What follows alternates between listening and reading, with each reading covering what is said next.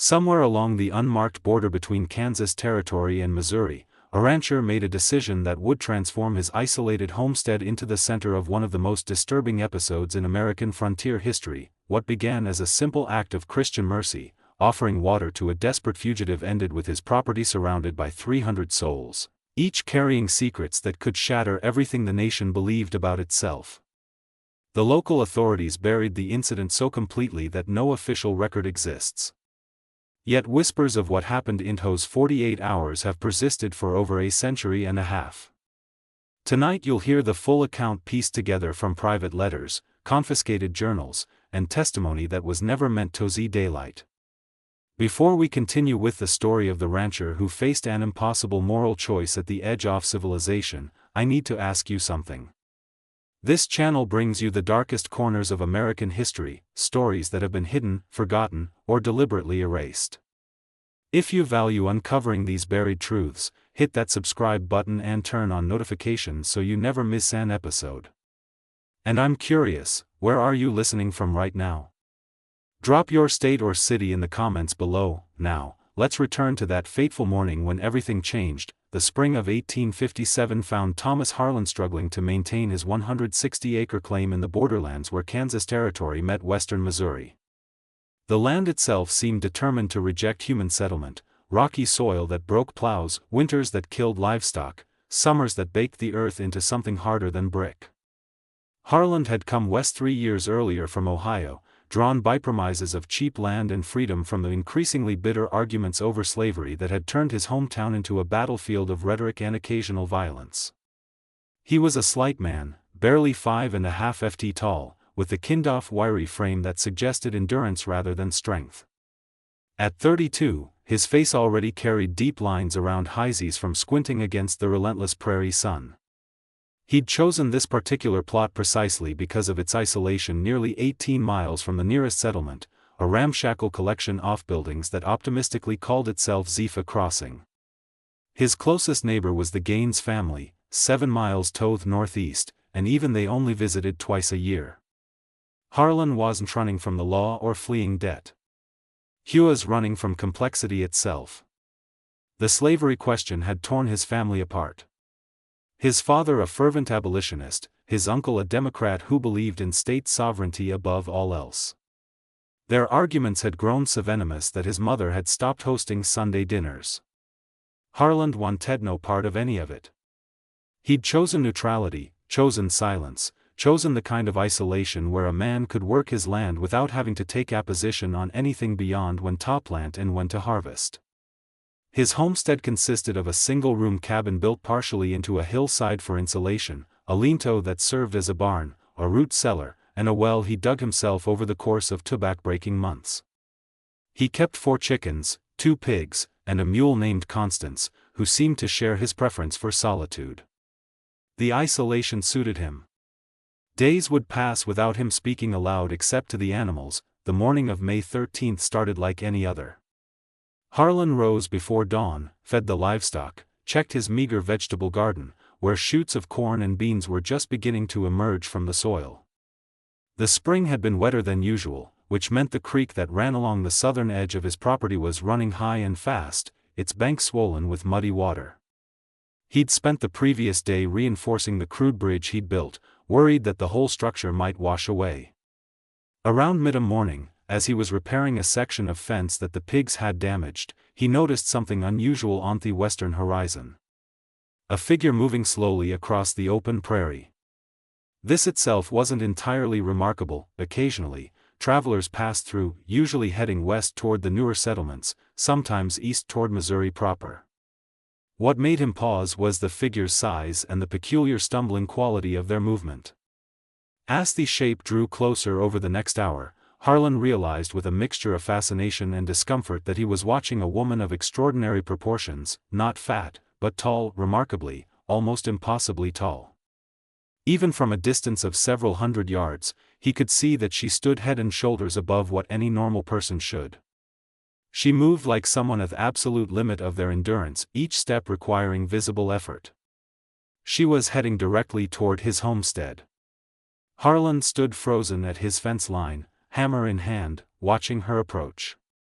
In that moment, he understood immediately what she was, even before he could make out the details. The borderlands were a conduit for runaways. Though most had the sense to travel by night and avoid isolated homesteads, this woman was moving in broad daylight, which meant she was either desperate, lost, or both. As she came within 100 yards, he could see her more clearly. She was indeed enormous. He would later estimate her height at nearly 7 feet, though terror and wonder might have inflated his guess. Her dress, if it could still be called that, was little more than rags held together by hope and momentum. Her feet were bare and bleeding, leaving small dark marks on the dry grass. Her skin was so dark it seemed to absorb the sunlight, and her face carried an expression of such focused determination that it bordered on the frightening. She stopped at the edge of his property, swaying slightly, and their eyes met across the distance. For a long moment, neither moved. Harlan's mind raced through his options that he could pretend he hadn't seen her, retreat into his cabin, and let her pass. He could fire a warning shot, drive her away from his land. He could ride to Zephyr Crossing and report her presence to the part-time marshal who also ran the general store. Or he could acknowledge her humanity. "Water," she said, and her voice carried across the space between them with surprising clarity. Not a question, not a plea, simply a statement of what she needed to continue existing. Harlan found himself walking toward his well before he'd consciously made the decision. His hands trembled as he worked the rope, bringing up the bucket. She approached slowly, each step deliberate, and he could hear her breathing, harsh, ragged, the sound of someone who'd been running for days. When she reached the well, she didn't grab the dipper he offered. Instead, she waited, eyes locked on his face as if testing whether this was some kind of trap. Finally, she took the dipper, drank deeply, then drank again and again. She emptied the bucket twice before stepping back. "Thank you," she said, and there was something in her voice that made Harlan's skin prickle. Not gratitude exactly, more like acknowledgement of a debt that would be repaid one way or another. "You should keep moving," he said quietly, surprised at the steadiness in his own voice. Before dark, they patrol the roads at night, but not the open country. She studied him for a long moment, and he had the unsettling sense of being evaluated, judged, and found adequate, perhaps, or useful. "My name is Delilah," she said. "I won't forget this." Then she turned and walked south toward the creek and the thick line of cottonwoods that marked its path. Harlan watched until she disappeared into the treen, then returned to his fence work with hands that wouldn't quite stop shaking. He told himself that was the end of it. One small act of mercy in a world that seemed increasingly short on such things. He would never see her again, and in a few weeks he'd wonder if imagined the whole encounter. But as the sun began to set that evening, as he was securing the chickens for the night, he noticed something that made his blood run cold. There were footprints around his cabin. Many footprints, far too many, and they were fresh. Harlan didn't sleep that night. That he sat in his cabin with his father-sold rifle across his knees, watching the darkness beyond his single window. Every sound made him flinch. The wind moving through the grass, an owl calling from the cottonwoods, the pigs shifting into their lean-to. But beneath those ordinary night sounds, he thought he heard something else. Movement. Many somethings moving. Dawn came slowly, the darkness bleeding away to reveal a sight that would be burned into Harlan's memory for the rest of his life. They surrounded his property in a loose circle that extended perhaps 100 yards out from his cabin in all directions, men, women, children.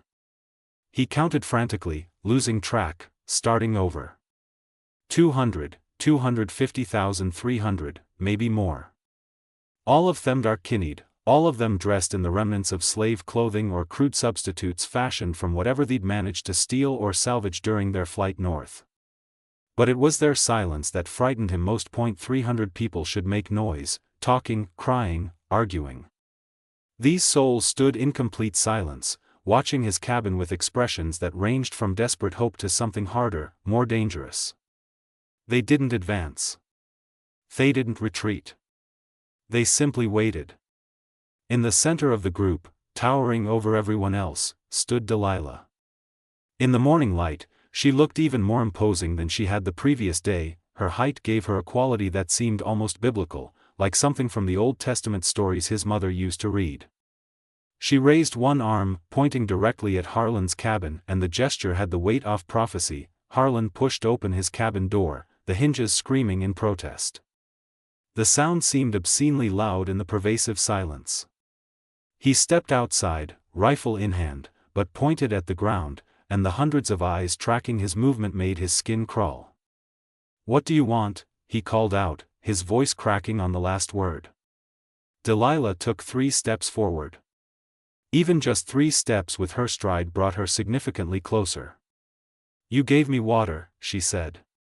"You gave me mercy when you could have turned main, collected whatever bounty they were offering for my return. That tells Mesamething about your character." "I just gave you water," Harlan said, hearing the desperation in his own voice. "That's all. I'm not part of any railway. I don't have resources. I can't help you." "We're not asking you to help us move on," Delilah said, and something in her tone made Harlan's stomach clench. "We're asking you to help us stay." The words hung in the air, impossible. Absurd. 300 people couldn't simply stay in the middle of the Kansas prairie. They would be visible for miles. Slave catchers combed these territories constantly. Sometimes legal authorities enforcing the Fugitive Slave Act. Sometimes freelance hunters looking for bounties. Sometimes owners themselves pursuing their property across state lines. "That's insane," Harlan said. "You'd be caught in days, hours maybe." The patrols didn't come out here," Delilah interrupted. "You chose this land because it's isolated. No roads nearby, no settlements. The kind of place where Amon can disappear if he wants to. The kind of place where 300 people might disappear, too, if they're careful." A woman stepped forward from the group, older, perhaps 50, with gray threading through her hair and scars on her arms that suggested a lifetime of hard labor. "We've been traveling for 6 weeks, she said, her voice carrying surprising strength. "Started as 12 families who escaped from 3 different plantations in northern Missouri. Others joined us along the way. Every farm we passed, every work gang we saw, people slipped away in the night and followed. We didn't plan to become so many. It just happened." A man spoke up, young, maybe 20, with burns on his neck that looked like someone had extinguished cigars on his skin. "That we can't cross into free territory like this. Too many of us. The authorities would stop us at any checkpoint, legal or not. But out here in the empty spaces, if we can just wait until the active hunting dies down." "What makes you think I won't turn you in?" Aaron asked, though, even as he said it, he knew he wouldn't. He should. The Fugitive Slave Act made it a federal crime to harbor runaways. He could be fined $1,000, more money than he'd see in 10 lifetimes, or imprisoned. His property could be seized, his name would be ruined, but he wouldn't turn them in. Delilah seemed to at this in his face. "Because you're a man who left civilization to escape hard choices," she said softly. "But hard choices find us anyway, don't they? And when they do, we discover what we really are." The sun climbed higher, and still the 300 stood in their silent circle. Harlan could see children among them now, babies being held, toddlers clinging to their mothers' skirts, older children with eyes that had seen too much. An elderly man leaning heavily on a walking stick, a pregnant woman, herbally swollen with the promise of life that would be born into either freedom or bondage, depending on what happened in the next few days. "How long?" Harlan finally asked. "How long would you need to stay?" Delilah's expression didn't change, but something shifted in her posture. Relief, perhaps, or the release of tension she'd been holding since she first approached his well. "There's a conductor coming through in 2 weeks, Moses, they call her. She has a route that can handle large groups, but she only comes through this area twice a year. We missed her last passage by 3 days. She's our only chance to move this many people safely." 2 weeks, 14 days off hiding 300 people in the middle of open prairie where a single patrol could spell disaster for everyone involved. There are caves, Harlan heard himself say about a mile south along the creek, the banks are high there, lots of overgrowth. In the spring flood 2 years ago, I explored them. Large chambers, some going back pretty deep into the hillside. It's not comfortable, but we're not looking for comfortable, the older woman said. We're looking for invisible, and so it began. The strangest, most terrifying 2 weeks of Thomas Harlan's life. A period that would test everything he believed about himself and reveal capacities for both courage and horror he'd never imagined possessing. The logistics of hiding 300 people proved far more complex than Harlan had imagined during that first impulsive offer. The caves he'd mentioned could shelter perhaps a H-100 red at most, and only if people were willing to pack in tight to endure darkness and dampness, and the sound of the creek rushing past just outside. The rest would need to scatter through the heavy brush along the waterway, creating makeshift shelters from branches and whatever fabric they could spare. But before any of that could happen, they needed to erase evidence of their presence. Delilah proved herself a natural organizer. She divided the group into work details with calm efficiency. One team focused on smoothing out the grass where hundreds of feet had trampled it, using branches to rake the prairie back into something resembling its natural state. Another group collected every scrap of evidence that people had passed through. Discarded rags, lost buttons, anything that might catch a patrol's eye. Harlan watched them work with a mixture of awe and growing dread. These people moved with the practiced efficiency of those who'd spent their entire lives working under supervision, following orders, accomplishing impossible tasks because the alternative was punishment. But now they were working for themselves, for their own survival. And the difference showed in the intensity of their effort. The young man with the cigar burns on his neck introduced himself as Nathan. He'd been owned by a tobacco planter in Clay County, Missouri, trained as a blacksmith, but rented out to various farms and businesses. My owner liked to mind me who controlled my body, he said quietly, touching the scars.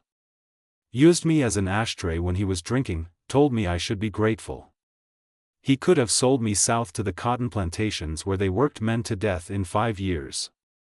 He'd escaped on a moonless night in late March, killing the dogs his owner had sent after him with his own hands. I didn't want to do it, he said. Those dogs didn't choose their masters any more than I did. It was them or me, and I chose me. The older woman's name was Ruth, and she'd been enslaved on a hemp plantation in Lafayette County. She'd given birth to 11 children, watched 8 of them sold away before they reached age 10. The 3 who remained had escaped with her along with her husband Samuel, who'd lost 3 fingers on his left hand to a corn-sheller accident that his owner had refused to get treated properly. The wounds had healed badly, leaving him with a claw-like hand that he wielded with surprising dexterity.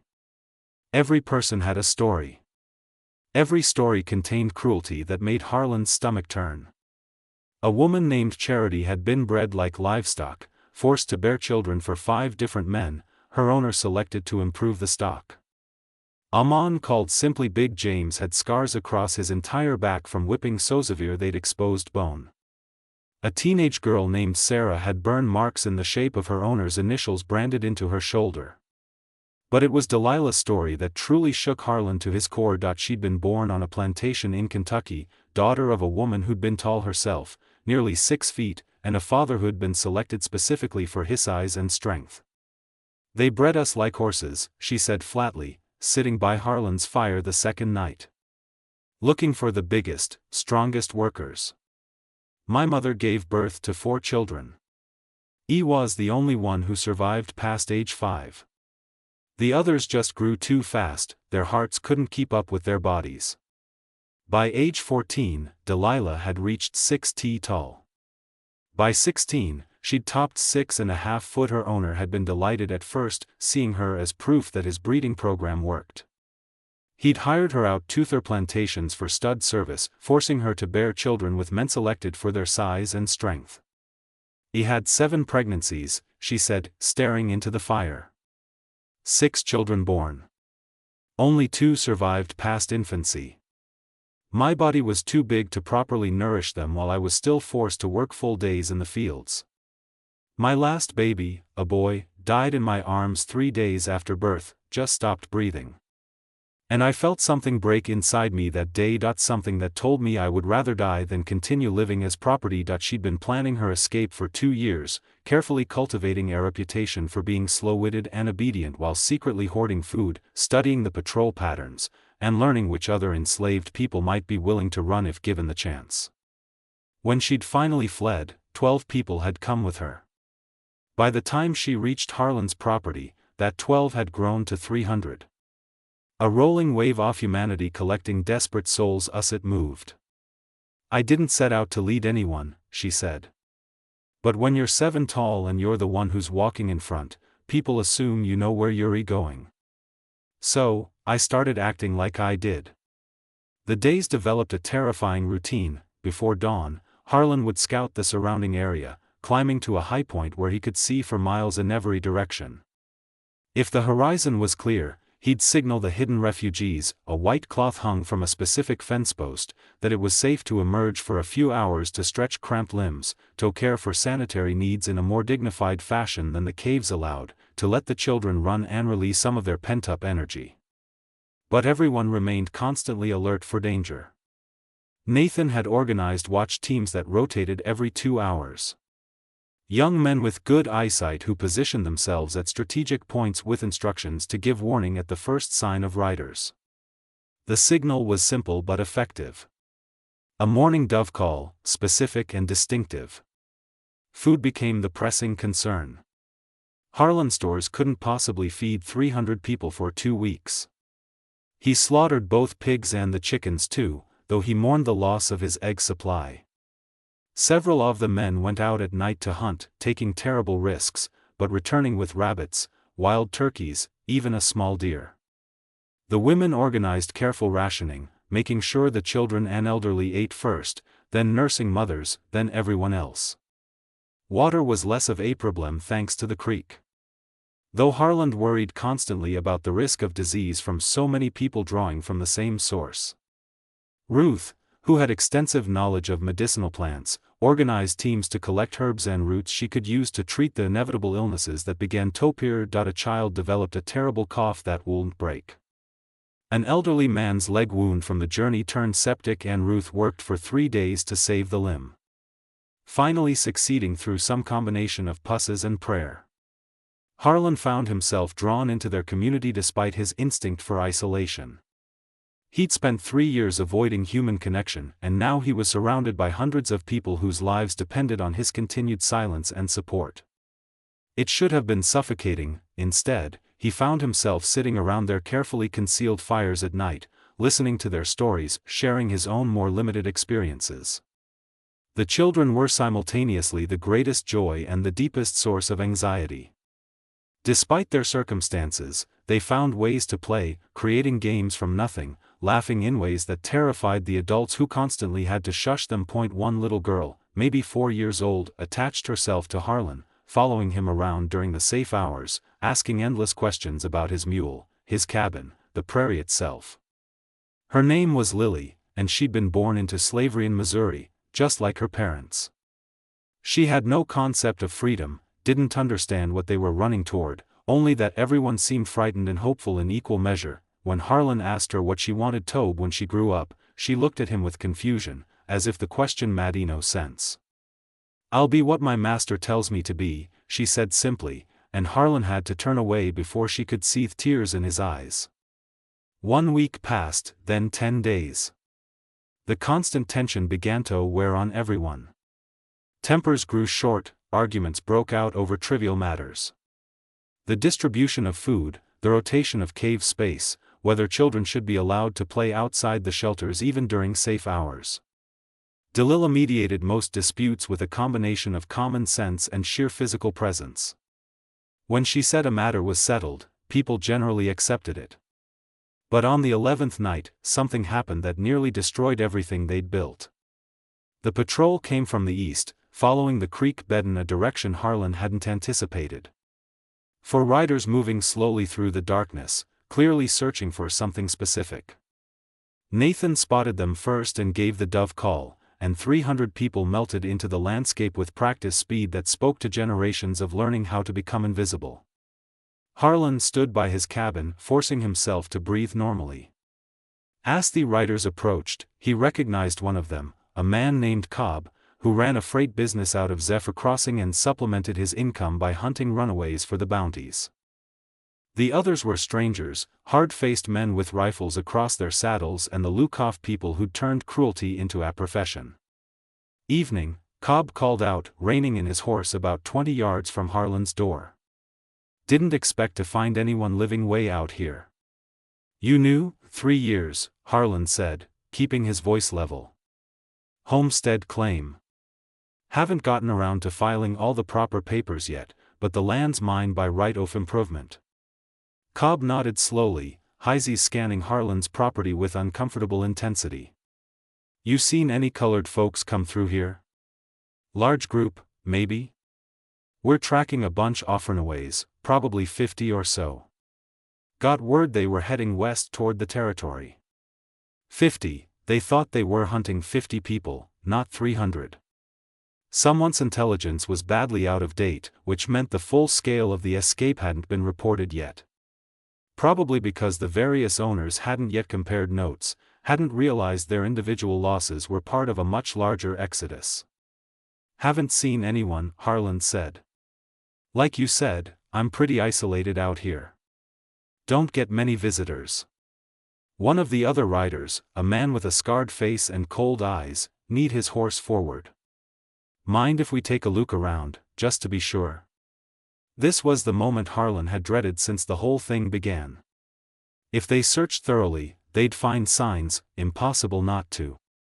With 300 people living within a mile radius, trampled grass, hidden paths to the creek, evidence of fires, waste disposal, the simple wear and tear that many humans inevitably left on a landscape. I demand, actually, Harlan said, and saw Cobb's eyes narrow, this is my property, legally claimed, and I've got rights. You have no authority to search without proper cause, and me telling you I haven't seen anyone should be sufficient. That's an interesting position to take, the scarred man said softly. For someone with nothing to hide. It's the position any free man should take, Harlan replied when faced with people trying to violate his property rights. We fought a revolution over this kind of thing, if memory serves. Cobb held up a hand forestalling whatever his companion had been about to say. Now, let's all stay calm here. Mr. Harlan, Thomas Harlan Mr. Harlan, we're just doing our jobs. The Fugitive Slave Act makes it a federal crime to harbor runaways. We have legal authority to search any place we have reasonable suspicion. And what, sire? Reasonable suspicion based on that I happen to live in the general direction some slaves might have traveled. By that logic, you could search every property between here and Canada. The tension stretched out. 4 armed men facing one man with a rifle had deliberately left inside his cabin to avoid appearing threatening. Harlan cowled, feel sweat running down his spine despite the cool night air. If they decided to search anyway, he had no way to stop them. He could grab his rifle, try to hold them off, but that would just confirm their suspicions and bring more men with more guns. Somewhere in the darkness behind him, 300 people waited in silence, their lives hanging in this conversation. I'll make you a deal, Cobb finally said. You let us water our horses at your well, maybe rest here for a bit, and we'll consider your cooperation. Noted. Might be worth something later if questions come up about this area. It was a test. Harlan realized they wanted to stay long enough to observe Tozy if he showed signs of nervousness. If anyone tried to slip away in the darkness, thinking the coast was clear. If he refused, he'd look suspicious. If agreed, he'd have to maintain perfect composure while they watched for any crack in his facade. Well's over there, Harlan said, gesturing. Water's cold and clean. Help yourselves. The next hour was the longest of Harlan's life. The riders watered their horses slowly, all the while studying his property with ease that missed nothing. Harlan forced himself to go about normal business, checking on his mule, adjusting some equipment in the lean-to, even starting a fire, and making coffee, which he felt obligated to offer the men, though the thought of sharing anything with them made his skin crawl. They talked among themselves in low voices, occasionally asking Harlan casual questions that felt anything but casual. How long had he been alone out here? Where had he come from before? Did he keep up with politics? What did he think about Kansas joining the Union as a free state versus a slave state? Harlan gave careful, neutral answers, playing the role of a man who deliberately removed himself from such controversies. It wasn't difficult. It was who he'd actually tried to be before 300 desperate souls had made neutrality impossible. Finally, after what felt like days, but was probably only 60 or 70 minutes, Cobb stood and stretched. "Well, Mr. Harlan, we appreciate your hospitality. If you do happen to see any colored folks come through, there's good money in reporting them. Bounties range from $50 to $300, depending on the individual. That's a lot more than most men see in a year out there." "I'll keep that in mind," Harlan said evenly. They mounted up, and for one terrible moment, the scarred man turned his horse toward the south, toward the creek where the caves and shelters lay hidden in the darkness. Harlan's heart hammered so hard he was certain they could hear it. But then, Cobb called out, "This way, Davis. Let's check that settlement we passed yesterday," and the scarred man wheeled his horse around to follow. Harlan watched them ride east until they disappeared into the darkness, then stood for another 30 minutes, making sure they weren't circling back. Only when he was certain they were truly gone, did he give the all-clear signal. 3 short whistles like a night jar. The dove call came back almost immediately, and gradually, cautiously, the hidden refugees began to emerge. Delilah was the first to reach him, moving with surprising silence for someone so large. "That was too close," she said quietly. "They thought they were tracking 50 people," Harlan said, "which means whatever's happening is bigger than individual owners chasing their property. The different escapes haven't been connected yet, but they will be. And when they are, we need to be gone." Delilah finished. "How much longer until your conductor arrives?" 3 days, Harlan said. "If she stays on schedule, if she hasn't been caught or delayed." "If," Delilah repeated, and the word carried the weight of every uncertainty they faced, but the close call with the patrol had shaken something loose in the group's fragile cohesion. That night, as people tried to settle back into their hiding places, Harlan overheard fragments of worried conversations. Some people wanted to split up, arguing that a group this large was impossible to hide and would be easier to manage as smaller units. Others insisted that staying together was their only strength, that separating would leave individuals vulnerable to being picked off one by one. The debate came to a head the following morning when a man named Josiah stood up during one of the brief open periods and addressed Delilah directly. "You brought us here," he said, his voice carrying across the assembled group. "You told us this was the way to freedom, but every day we stay in one place another day we risk being caught. I say we should move on, take our chances heading west on our own." Delilah regarded him with an expression that gave nothing away. "And where exactly would you go? Kansas Territory has Free State supporters." Josiah argued. "Lawrence, Topeka, places where abolitionists would shelter us. Kansas Territory also has pro-slavery raiders who would turn us in for the bounties," Ruth interjected. "Bleeding Kansas, they call it, because both sides have been killing each other for 2 years over whether it'll be slave or free. You think we'd be safe walking into that, safer than sitting here waiting to be discovered?" Josiah shot back. "We've come this far together," Nathan said quietly. 300 people all the way from Missouri, that has to mean something. "We split up, no. We lose our greatest strength." "What strength?" Josiah demanded. "We're just a big target. The bigger the group, the easier to spot. The bigger the group, the harder to capture." Big James rumbled. He stood up, his massive frame making even Delilah look almost normal-sized in comparison. "You ever tried to control a crowd of angry people?" "I have. Worked on a plantation where they tried to break up a gathering of 50 souls who wanted better food. Took them 20 armed overseers and they still barely manage at it. Now imagine what 300 people could do if we decided to stop running and start fighting." The suggestion hung in the air, dangerous and tempting. Harlan saw it triple through the crowd. The possibility of resistance, of turning and facing their pursuers rather than continuing to hide. It terrified him not because he thought it was wrong, but because he could see how easily terror and desperation could tip into violence. "No," Delilah said firmly, "we didn't come all this way to become what they've made us out to be, violent, savage, dangerous. We survive by being smarter, not by fighting battles we can't win, but we could win," Josiah insisted. 300 of us against however many slave catchers they send. We have numbers aren't enough," Ruth said quietly. "They have guns, training, the law on their side. We fight, we die, maybe we take some of them with us, but we still die. And even if by some miracle we won, then what? We'd be fugitives and murderers. Every authority in the territory would be hunting us. Is that the freedom you want?" The tension in the group was palpable, and Harlan realized with growing alarm that they were teetering on the edge of fracture. If the group split, if people started leaving in different directions, it would only be a matter of time before someone was caught. And once captured, they'd be interrogated, tortured, probably made to reveal where the others were hiding. 3 more days, Harlan heard himself say, and everyone turned to look at him. He'd been so careful to stay on the periphery of their debates, to not insert himself into their decisions. But he couldn't stay silent now. The conductor is due in 3 days. If she doesn't come, then you make your choices. But give it 3 more days. You've made it this far.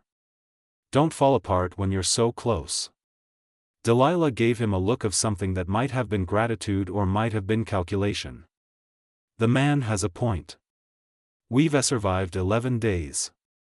We can survive 3 more. The group eventually dispersed back to their hiding places, but the argument had left cracks in the solidarity that had carried them this far. Harlan could feel it. The way people clustered in smaller groups. Now, the suspicious glances, the whispered conversations that stopped when others approached. That night, as he lay in his cabin, staring at the ceiling, Harlan tried to calculate how many laws he'd already broken. Harboring fugitive slaves was a federal crime carrying a $1,000 fine. Providing material support, food, shelter, aid, compounded the offense. If authorities discovered Waithe done, he could be imprisoned, his property seized, his name destroyed, and yet, when he thought about turning them in, about collecting the bounties that would make him wealthy beyond his dreams, the idea filled him with such self-loathing that he physically couldn't entertain it. He'd come west to's Cape hard choices. Instead, he'd found the hardest choice of all, whether to preserve his own safety or risk everything for people he'd never met before. As dawn broke on day 12, Harlan had his answer. He'd already made his choice, whether he'd consciously acknowledged it or not. The moment he'd given Delilah water, he'd committed himself to this path. All that remained was seeing it through to whatever end awaited them. Day 12 brought a development that sent ripples of barely contained panic through the hidden refugees. One of the scouts, a young man named Isaac, who'd positioned himself on the high ground to the north, came running back to the encampment in broad daylight, breaking every protocol about remaining hidden during sunup hours. "Riders," he gasped out. At least 20 of them, maybe more, coming from the east, spread out in a line like they're sweeping the territory. 20 riders meant a coordinated search party, not just a random patrol. It meant someone had put together enough clues to know a large group was in the area, even if they didn't know the exact numbers. Delilah's face went absolutely still. How far? Maybe 3 m, moving slow, checking every draw and creek bed. How long until they reach us?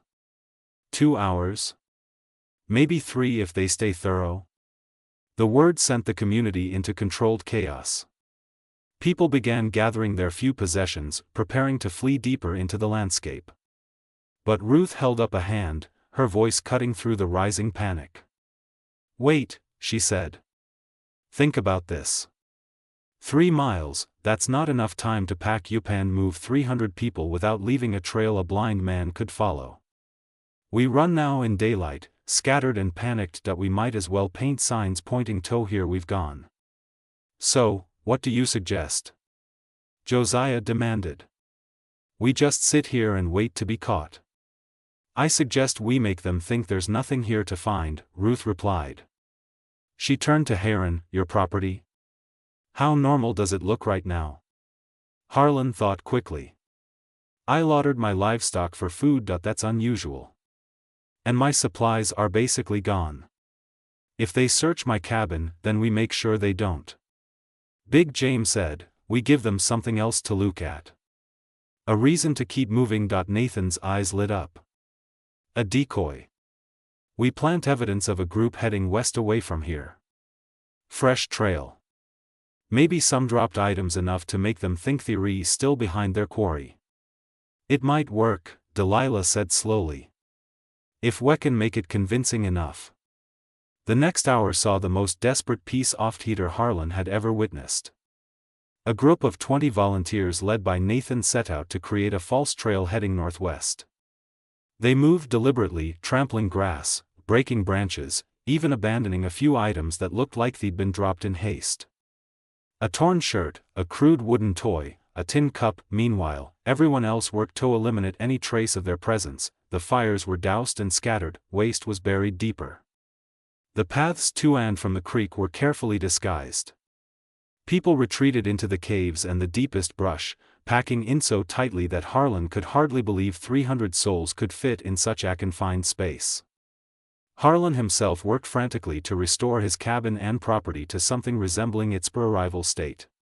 He couldn't replace his livestock, but he could at least clean up the butchering area, distribute the remaining stores to make it look like he'd been living normally rather than feeding a small army. With 30 minutes to spare before the estimated arrival of the search party, everything that could be done was done. The refugees were hidden. The false trail was laid. Harlan's property looked as close to normal as they could manage. Harlan forced himself to engage in routine tasks as if this were any other day. He worked on his fence, the same fence he'd been repairing when Delilah first appeared. If anyone was watching from a distance, they'd see a man going about his business, not someone harboring hundreds of fugitives. The riders appeared on the eastern horizon right on schedule. Harlan counted them carefully. 23 men, all armed, moving in a coordinated line that suggested military experience. Several wore the kind of hard-worn clothes that marked them as professional slave catchers, others had the look of local men recruited for the hunt. Farmers and merchants who saw easy money in capturing human beings. Leading them was a man Harlan didn't recognize at first. Tall, lean, with iron-gray hair and a face that looked like it had been carved from granite. He rode with the confidence of someone accustomed to authority, and when he raised his hand to halt the line about 100 yards from Harlan's cabin, the other riders stopped instantly. He spurred his horse forward, approaching alone. As he drew closer, Harlan felt his stomach drop. He recognized the man now, Colonel Martin Grayson, a former military officer who'd made a fortune in the slave trade after leaving the army. Harlan had seen his name in newspapers, always in connection with high-profile captures or the suppression of slave rebellions. This wasn't just a search party. This was a manhunt led by someone who treated it as warfare. You, the owner of this property, Grayson's voice was clipped. Military precise. Thomas Harland. This is my homestead. Colonel Martin Grayson. I'm leading a federal operation to recover stolen property. We have reliable information that a large group of fugitive slaves passed through this area within the past 2 weeks. What can you tell me about that? Heron kept his voice steady. Already answered these questions for a patrol that came through a few days ago. Haven't seen any large groups. Haven't seen anyone at all except you. Grayson's eyes narrowed. What patrol? Man named Cobb out of Zephyr Crossing. 3 others with him. Cobb, Grayson said the name like it tasted bad. Local bounty hunter, not part of my operation.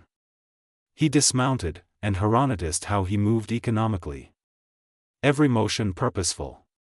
This was a man who'd spent his life in situations where wasted effort could mean death. I'm going to be direct with you, Mr. Harlan. We're not tracking a small group anymore. We've connected at least 9 separate escape incidents from 3 different counties in Missouri. We're looking at somewhere between 200 and 300 missing slaves, representing a total value of over $100,000. That's more than just property loss. That's economic warfare. 2 to 300 they knew, or at least they suspected. That's a lot of people, Harlan said carefully. Hard to imagine hiding that many in open country like this. Exactly what I thought, Grayson said, until I started tracing the route. They're staying off the main paths, avoiding settlements, moving through the empty spaces. Your property is exactly the kind of empty space they'd seek out. Isolated, no neighbors. Perfect place tourist and regroup. It's also perfect for someone who wants to be left alone, Harlan countered. Which is why I'm here. I came west to escape politics and controversies. Finding myself in the middle of one wasn't part of the plan. Grayson studied him for a long moment. You mind if I search your property? I'd prefer you didn't. That's not a no. It's an expression of my rights as Alan Downer, Harlan said. You want Tozark? Show me a warrant signed by a federal judge. The Fugitive Slave Act gives me authority to search when you have probable cause. Harlan interrupted my saying I haven't seen anyone sent probable cause. It's the opposite of probable cause. Behind Grayson, the line-off riders had been spreading out, and Harlan realized with cold certainty that this conversation was partially a distraction. They were positioning themselves to search whether Heck consented or not. Just when we thought we'd seen it all, the horror in the Kansas borderlands intensifies. If this story is giving you chills, share this video with a friend who loves dark mysteries. Hit that like button to support our content, and don't forget to subscribe to never miss stories like this. Let's discover together what happens next. Grayson seemed to come to a decision. Here's what's going to happen, Mr. Harlan. My men are going to conduct a thorough search of this area. You can cooperate and possibly earn yourself some consideration if questions arise later, or you can obstruct and guarantee that you'll face federal charges. Your choice. Before Harlan could respond, one of the riders called out, "Cannell, fresh trail here heading northwest." Grayson's attention snapped toward the voice. Show me. They rode toward the false trail Nathan's group had laid, and Heron forced himself to stay calm, to keep working on his fence, as if the outcome of this search didn't determine the fate of 300 human beings. That he could see several riders dismounting, studying the ground, pointing out details to Grayson. The conversation carried across the distance, fragments reaching Harlan's ears. Definitely recent, at least 20, maybe 30 in this group. Heading toward the Kansas River Valley, one of Grayson's lieutenants rode back to the main group. Colonel Saunders. We're following this trail, looks like they've only got a few hours lead on us. The relief that flooded through Harlan was so intense, it left him elated. They were taking the bait, they were leaving. But then Grayson himself rode back, and something in his expression made Harlan's relief evaporate. I'm leaving half my men here, Grayson said quietly. To search this property thoroughly while I pursue that trail, because something doesn't sit right with them, Mr. Harlan. A trail that convenient, appearing exactly when we show up, that feels staged. I wouldn't know anything about that, Harlan said, his mouth dry. I'm sure you wouldn't. Grayson turned to address the men he was leaving behind. Search every structure, every outbuilding, every cave, and draw within to me. If you find evidence of recent large-scale habitation, send a rider to catch up with my group. If this property is clean, you can join us on the trail. He spurred his horse, and 12 riders followed him northwest. But 11 remained, spreading out across Harlan's property with rifles ready and eyes that missed nothing. The search began systematically. They started with Harlan's cabin, tearing through his meager possessions, checking under floorboards, examining every corner. They moved to the lean-to, then began working their way south toward the creek, toward the caves. Harlan stood frozen, calculating distances and time. The caves were perhaps 20 minutes walk at a normal pace.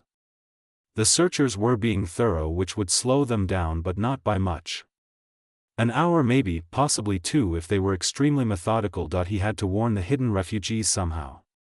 Had to give them a chance to scatter deeper into the landscape before the searchers reached them. But how could he do that without revealing his knowledge of their location? The answer came from an unexpected source. One of the searchers, a younger man who didn't fave the hard edge of the professional slave catchers, approached Harlan as the others began moving toward the creek. "This must be difficult for you," the man said, "having your property invaded like this." "It's not pleasant," Harlan agreed carefully. "I'm Joseph Brennan. I own a dry goods store in Missouri. Got recruited for this because they needed numbers. To be honest, I'm not comfortable with the whole thing. These are people we're chasing, not animals." Harlan studied him, trying to determine if this was some kind of test. "Then why are you here?" "Because the law is the law," Brennan said, but his voice lacked conviction. "And because my business depends on staying in good standing with the local authorities. Sometimes you do things you're not proud of because the alternative is worse." "I understand that," Harlan said quietly. Brennan looked toward the creek where the other searchers were beginning to fan out. "If there were people hiding in those caves, they'd hear us coming from pretty far off. The way voices carry along the water, the sound of horses, men talking, they'd have warning enough to slip away deeper into the landscape before we found any evidence." He said it casually as if making an observation about nothing important. But his eyes met Harlan's with deliberate meaning. "I imagine that's true," Harlan said carefully. "Sound does carry along the creek. Especially if someone was to fire a rifle shot signal they were hunting. That would carry a long way, give anyone in the area plenty of warning to clear out." They stared at each other for a long moment. "That I should probably check my property Lanedo the West," Harlan said slowly, "make sure none of your people accidentally cross onto my neighbor's land and cause a whole other territorial dispute." "That sounds wise," Brennan agreed. "And if you happen to spot any game while you were riding your property, well, a man's got to eat." Harlan saddled Constance and rode west at a measured pace, visible to anyone watching. When he'd gone far enough that a shot wouldn't seem to be directed at searchers, he raised his rifle and fired into the air. The sound echoed across the prairie, rolling toward the creek where 300 people waited in darkness. A sound that meant danger, a sound that meant run. He fired twice more, spacing the shots to make it seem like he was tracking game. Then he turned Constance and rode back toward his cabin, his heart hammering so hard I could feel it in his throat. By the time he returned, the searchers had reached the caves. He could see them entering, torches held high, voices calling out as they explored the chambers. He forced himself to breathe normally to show no reaction. They emerged an hour later, frustrated, but empty-handed. "Nothing," one of them reported. "Some signs of animals denning in there, but no evidence of people." "Check the brush along the creek," another ordered. "They could be hiding in the undergrowth." They searched until dark, finding only traces that could have meant anything. A broken branch, some trampled grass, ordinary signs of wildlife. No people, no definitive evidence of 300 souls having sheltered there for nearly 2 weeks. As night fell, the searchers finally gave up and prepared to ride out to join Grayson's group on the trail. Before leaving, their leader, a hard-faced man named Webb, stopped his horse next to where Harlan stood. "You're either the luckiest man in Kansas territory," Webb said quietly, "or the smartest. Either way, this isn't over. When they figure out the trail is a decoy, they'll be back. And next time, they won't be polite about searching." Then they were gone, riding into the darkness, and Harlan was alone on his property for the first time in 12 days. That he waited an hour to be certain they were truly gone. Then he walked to the creek in the darkness and gave Theoclear signal. Nothing happened. Hugh waited, called out softly. Still nothing. That it took him another hour of searching before he finally found them. They'd scattered into the deepest parts of the landscape, hiding individually or in small family groups, spreading out so idly that no search party could possibly find them all. Slowly, cautiously, they rethered. Not at the caves. Those were too dangerous now, viewed in a dozen different locations along several miles of creek. The community that had been 300 strong was now fragmented into smaller units that could move independently if needed. Harlan found Delilah with a group of about 40 people sheltering in a particularly dense thicket of undergrowth. "The warning shot," she said. "That was you." "Henna did. You saved us again." "Someone helped," Harlan said, thinking of Brennan's careful words. "Not everyone hunting you believes in what they're doing. But they're doing it anyway," Delilah said. "Which makes them just as dangerous as the true believers." She was right, and Harlan knew it. Good intentions from men like Brennan didn't change the fact that they'd still capture and return human beings to slavery if given the chance. "One more day," he said. "The conductor is due tomorrow night. You just have to hold on for one more day." But even as he said it, Harlan wondered if one more day would be enough. Grayson would realize the trail was false soon enough. And when he did, he'd be back with even more men and even more determination to find his stolen property. The endgame was approaching, and Harlan had no idea if any of them would survive it. The 13th day dawned gray and cold, with clouds moving in from the west that promised rain by evening. Harlan watched the weather with mixed feelings. Rain would help hide the refugees' presence, washing away scent trails and covering sounds, but it would also make travel more difficult, turning the prairie into sucking mud that would slow any escape attempt. He'd spent the night riding between the scattered groups, carrying messages from Delilah, trying to keep the fragmented community connected. They were stretched along almost 3 miles off creek now, broken into units small enough to hide effectively, but large enough to provide mutual protection. The original plan of staying together until the conductor arrived had been abandoned. Now they'd gather only at the last moment when it was time to move. If the conductor actually came, Harlan had been turning that doubt over in his mind constantly. He'd never met this Moses that Delilah spoke of with such reverence. Didn't know her real name, her methods, whether she was even still alive. For all he knew, she'd been captured weeks ago, and Delilah's faith in her arrival was built on nothing but desperate hope. Around noon, as dark clouds continued to build in the west, Nathan arrived at Harlan's cabin at a dead run. "They're back," he gasped out, "Grayson and his men coming from the northwest. They must have figured out the trail was a decoy." "How many?" "All off them. And they've picked up more. I counted at least 30 riders. Maybe more. 30 armed men against 300 unarmed refugees. Most of them women and children. It wouldn't even be a fight, that it would be a roundup. We need to scatter," Harlan said. "Get as far from here as possible before they arrive." "Too late for that," Nathan replied. "They're less than a mile out, moving fast that they'll see anyone trying to run across open prairie." Harlan's mind raced through options, rejecting each one as quickly as it formed. They couldn't hide. Grayson would search every inch of the landscape this time. They couldn't run. Not in daylight with riders who could move 10 times faster. They couldn't fight. Actually, maybe they could. The thought emerged fully formed, terrible and compelling. 300 people cornered and desperate, facing men who saw them as property rather than human beings. It would be suicide for most of them, but for some it might create enough chaos and confusion to allow escape. Delilah must have been thinking along similar lines. She appeared from the direction of the creek, moving with that distinctive loping stride that covered ground faster than seemed possible. Big James and Ruth were with her along with about 50 others. "We can't all escape," she said without preamble, "not from 30 armed riders, but some of us might if we create a diversion." "What kind of diversion?" Harlan asked, though he already knew the answer. "The kind where some of us stand and fight while others run." "That's murder," Harlan said. "They'll cut down anyone who resists. They're going to capture yous anyway, Big James. This way, at least some of us go free.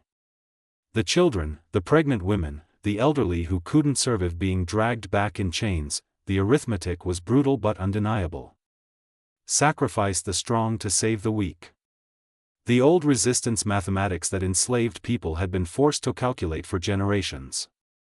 "There might be another way," a voice said. And they all turned to see Joseph Brennan standing at the edge of Harlan's property.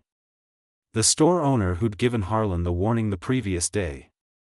He was alone, having apparently separated from the main search party. "What are you doing here?" Harlan demanded, trying to stop a massacre. Brennan replied, "Colonel Grayson is convinced you're harboring the fugitives, Mr. Harlan. He's planning to make an example, burn your property, have you arrested for federal crimes, and conduct a search so thorough that a field mouse couldn't escape detection. So, you came to warn us before participating in our capture." Delilah's voice dripped with contempt. "I came to offer an alternative," Brennan said. "I have a wagon, large one, designed for freight hauling. It's hidden about 2 miles south of here. I also have contacts in Lawrence who will provide shelter, no questions asked." "Why would you help us?" Ruth asked suspiciously. Brennan was quiet for a long moment. "Because my sister was married to a free black man in Illinois. They had 2 children. 3 years ago, she and her family were kidnapped by slave catchers who claimed her husband was a runaway and her children were therefore property. It was a lie. He had free papers going back 2 generations, but by the time the legal system sorted it out, my sister was dead from abuse she suffered on the plantation they'd been sold to, and her children had disappeared into the slave markets of New Orleans." He met their eyes, each in turn. "The law failed my family. I won't be part of the same system failing anyone else if I can prevent it."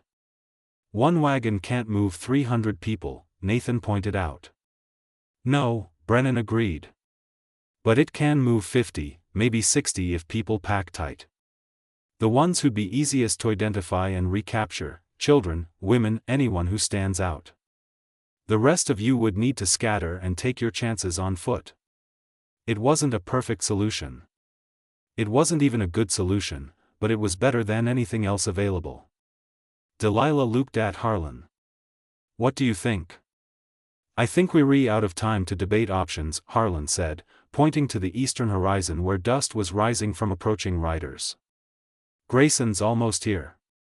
The next 30 minutes were controlled chaos. Delilah and Ruth organized the children, identifying those young enough to need help and old enough to stay quiet under stress, pregnant women, nursing mothers, the elderly and infirm, anyone who would slow a group on foot or be easily identified and recaptured. Brennan led them south to where his wagon waited, a massive freight hauler with false sides that created hidden compartments. The children were loaded first, packed in tightly, warned that any sound could mean death for everyone. Then the women and elderly, filling every available space until 63 people had been concealed in a wagon that looked from the outside to be carrying nothing but ordinary freight. "There's a checkpoint on the road to Lawrence," Brennan said quietly. "Federal marshals enforcing the Fugitive Slave Act. I'll get you past it. I have documentation and a reputation as a reliable trader, but after that, you're on your own." "Thank you," Delilah said simply. "Whatever your reasons, thank you." Brennan nodded, climbed onto the wagon seat, and set off south at a pace that looked casual but covered ground quickly. Within minutes, the wagon had disappeared over the horizon. That left approximately 240 people who would need to scatter on foot and hope that darkness and determination would be enough to see them through.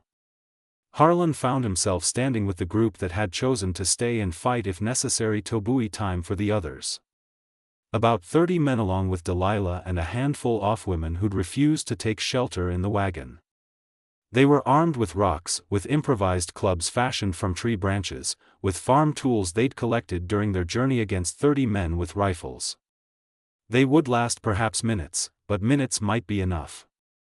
Grayson's riders appeared on the eastern horizon at a full gallop, clearly past the point of pretending this was anything other than a manhunt. They rode straight toward Harlan's property, and Harlan could see Grayson at their head, his face set in lines of grim determination. The colonel reignited his horse 50 yards from where Harlan stood. The 30 fighters arrayed behind him. Grayson's eyes widened slightly at sight of so many black faces openly visible, no longer hiding. "So," Grayson said quietly. "Here we are at last." "Here we are," Harlan agreed. "That's a lot of property you're harboring, Mr. Harlan. By my account, you're looking at violations of the Fugitive Slave Act sufficient to put you in prison for the rest of your natural life. These aren't property, Harlan said. They're people, and I'm not harboring them. They're free to come and go as they please. Grayson's expression didn't change, but something shifted in his posture. You understand, I have to take them into custody. You understand we're not going to let that happen without a fight. Eerie outnumbered and outgunned. True, Delilah said, stepping forward. But you're not rounding up cattle, Colonel. Eerie trying to capture human beings who would rather die than go back. So the question becomes, how many of us are you willing to kill to enforce a law that treats people like property? It was a calculated gamble. Dead slaves had no value. Grayson's clients wanted their property returned alive and able to work. Mass slaughter would defeat the entire purpose of the recovery operation while creating a public relations nightmare that would echo through the increasingly hostile debate over slavery's future. Grayson seemed to recognize the trap. I don't want violence. Then leave, Harlan said. Turn around and ride away. Let these people be. You know I can't do that. Can't or won't. Thunder rumbled in the west and the first drops of rain began to fall. The weather was turning right on schedule. In another hour the prairie would be soaked, visibility would drop and tracking would become nearly impossible. That I'm going to give you one chance, Grayson said. You all surrender peacefully. Return to your lawful owners and I guarantee no one will be harmed in the process. You resist and my men have authorization to use whatever force necessary to effect the capture. Your force against our desperation, Big James said. Let's see how that mathematics works out. The rain began falling harder. Harlan could see Grayson calculating, weighing his options. A fight here would be bloody and public with witnesses who could testify to excessive force. It would complicate the legal proceedings, might even create sympathy for the fugitives among the increasingly powerful abolitionist movement. But if Grayson left empty-handed, his reputation would be destroyed. He'd be seen as the military officer who'd let 300 slaves slip through his fingers.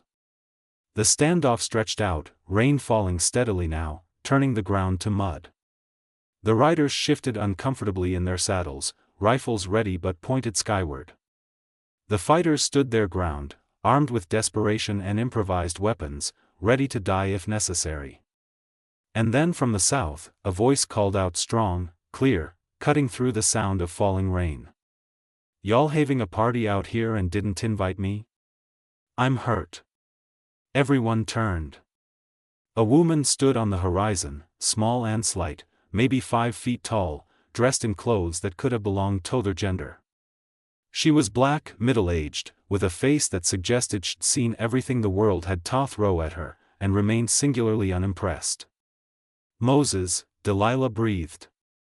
The woman, the legendary conductor whose arrival they'd been waiting for, walked forward with the kind of confidence that suggested she owned every inch of ground she walked on. She carried a rifle with the ease of someone who knew exactly how to use it, and something in her eyes made even Colonel Grayson pause. Harriet Tubman, Grayson said slowly. There's our reward for your capture that would make him rich. There's been rewards for my capture for years, she replied. Yet here I stand, free as the day I was born. Curious how that works. She looked past him to the assembled fugitives. Y'all ready to move? I got a route cleared, safe houses waiting, and about 6 hours of good darkness once this storm settles in. But we need to leave now. You're not taking anyone anywhere, Grayson said. But there was uncertainty in his voice now. You going to stop me? Tubman asked. You and your 30 riders against me and my reputation. Because I guarantee you, Colonel, the moment you shoot me, you become the man who killed Harriet Tubman. Your name goes down in history alongside the worst villains off this whole ugly business. Is that really how you want to be remembered? The rain fell harder, and in the distance thunder rolled across the prairie. Grayson sat on his horse, visibly torn between duty and self-preservation, between the law and the growing awareness that history was shifting beneath his feet. Finally, he spoke. I can't just let you walk away with 300 people. 240, Tubman corrected. The rest already gone.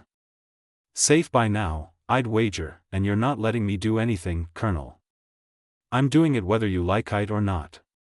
Only question is whether you're going to make this violent or whether you're going to tell your clients that the group scattered before you could effect capture. One version makes you a monster. The other just makes you a man who got outmaneuvered, your choice. The silence that followed was broken only by the sound of rain hitting the ground. Every person there seemed to be holding their breath, waiting for Grayson's decision. When Heffenly spoke, his voice was quiet but clear. There are principles higher than property law. I may not agree with you, Miss Tubman, but I won't be the man who starts a war today. He turned to his riders. Mount up. These people scattered before we could establish positive identification. We returned to Missouri and report accordingly. Some of his men looked like they wanted to object, but Grayson's authority held. They wheeled their horses and rode east, back toward Missouri and the lives they'd left to hunt human beings. Tubman watched them go, then turned to the assembled fugitives. Well, you coming or you want to stand in the rain all day, admiring the scenery? The journey north took 6 days, moving only at night, sheltering in safe houses and hidden camps that Tubman navigated with the confidence of someone who'd made this run dozens of times before. The group that had started as 12, escaping together, grown to 300 through desperate accumulation and scattered under pressure. Now reformed into a community of shared purpose, Harlan traveled with them, at least for the first 3 days. He told himself he was just seeing them to safety, making sure they reached free territory before turning back. But he knew he was leading to himself. There was no turning back. Not to his isolated homestead, not to the life of deliberate neutrality he'd constructed. On the third night, as they sheltered in a barn owned by Quaker abolitionists in northeastern Kansas Territory, Delilah found him sitting alone, staring at nothing. "You're thinking about your property," she said. "I'm thinking about everything I've lost," he admitted. "My land, my isolation, my ability to pretend the world's problems weren't my concern. You've lost those things," Delilah agreed. "But what have you gained?" Harlan looked at her, this impossible woman who'd walked into his life and destroyed every comfortable assumption it held. "I don't know yet." "You've egged a story," she said. "One you'll carry the rest of your life about the day you chose humanity over law, people over property. That has to be worth something." Maybe it was. Maybe in time Harlan would believe that the trade had been worthwhile. For now, all he could feel was the weight of everything that had changed. The children from Brennenswagen reunited with their families in Lawrence, having made it past the checkpoint exactly as Brennan had promised. The store owner himself disappeared shortly after. His role in the escape, making it impossible for him to return to his business in Missouri. Rumor said he'd gone to California, started fresh where his past wouldn't follow. Harlan hoped it was true. Nathan decided to stay in Lawrence, where his blacksmith skills were in high demand among the Free State settlers, preparing for what they were certain would be all-out war over Kansas's future. "I've run long enough," he told Heron. "Time to stand and build something instead." Ruth and her family continued north with Tubman, heading for Canada, where they would truly be beyond the reach of slave catchers and fugitive slave laws. "I want rest easy until I'm on British soil," she said, "where no American law can touch us." Big James simply vanished one night, slipping away from the group without explanation. Delilah said he'd done it before. The man was too recognizable to travel safely with others. He'd make his own way north, using methods he'd developed over years of helping others escape.